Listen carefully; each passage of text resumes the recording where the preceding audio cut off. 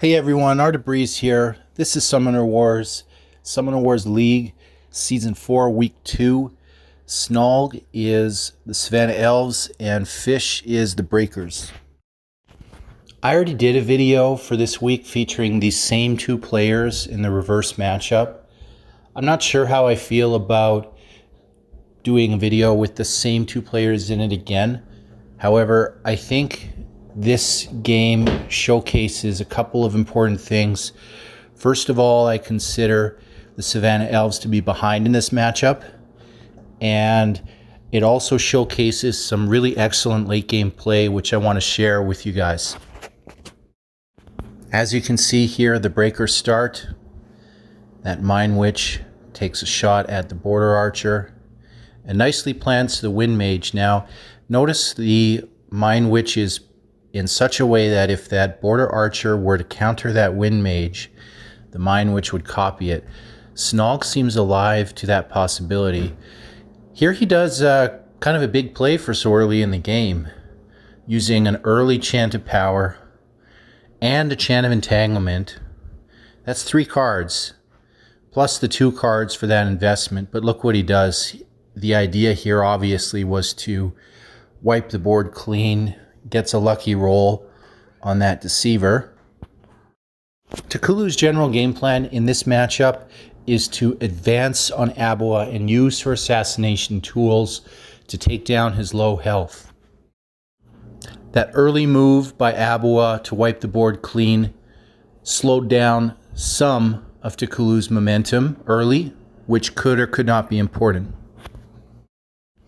As you can see down the middle of the board, Tacullu is able to use her power mind capture to create blockers for herself as she moves up the board. That's very important. That particular mage blocker that's there costed an extra card, though. That cost a Hypnotize, and I don't know how I feel about that. I love the Hypnotize card. It has so many uses. Really never a bad time to use it. Now it's been a few turns later and Tacullu is finally beginning to move forward. I like parking the Deceiver next to the Border Archer like that. Do that whenever possible. And that's because of the Deceiver's ability. Border Archers, because they have to shoot twice, it's very hard for them to do damage to Deceivers when Deceivers are next to them. Even if this time that Deceiver was destroyed.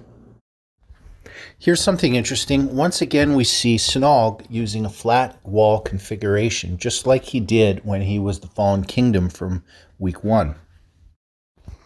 Now, Red Talus had his own reason for using a flat wall configuration. Here, the reason Abua is using that is to defend against Tacullu's mind control event.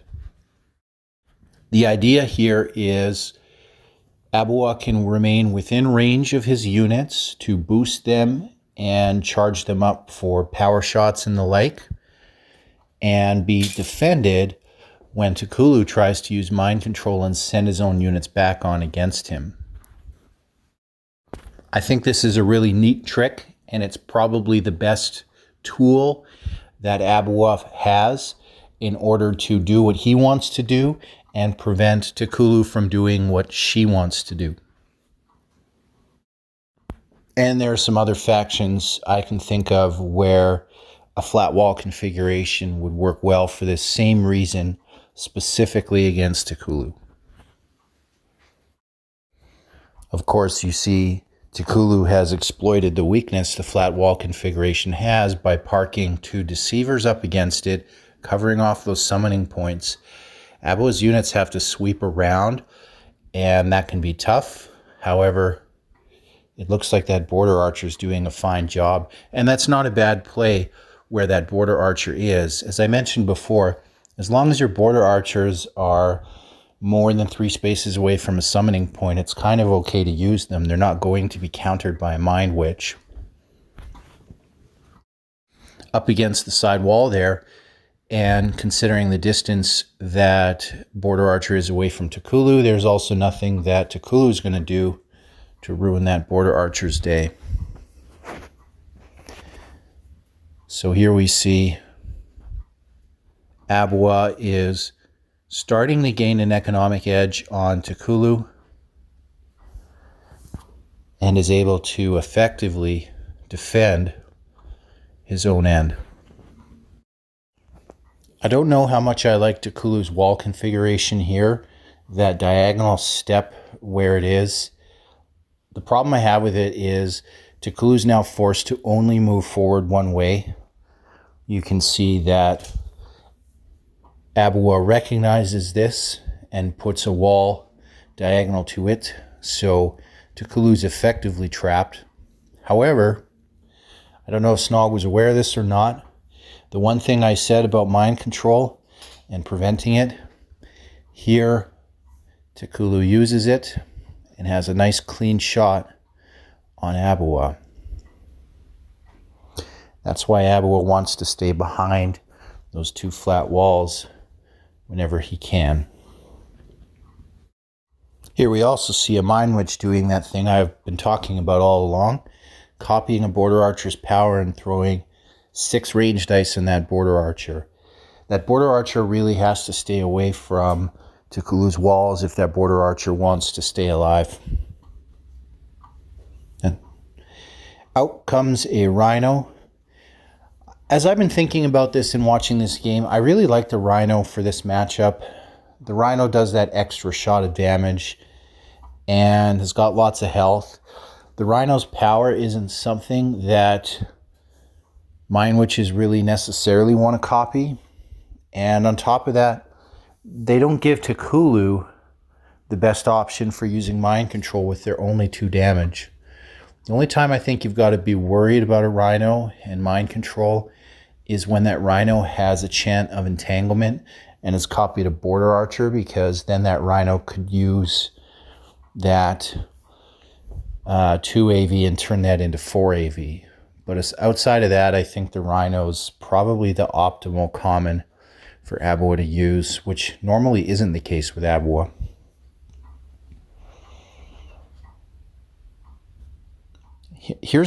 That was an interesting move.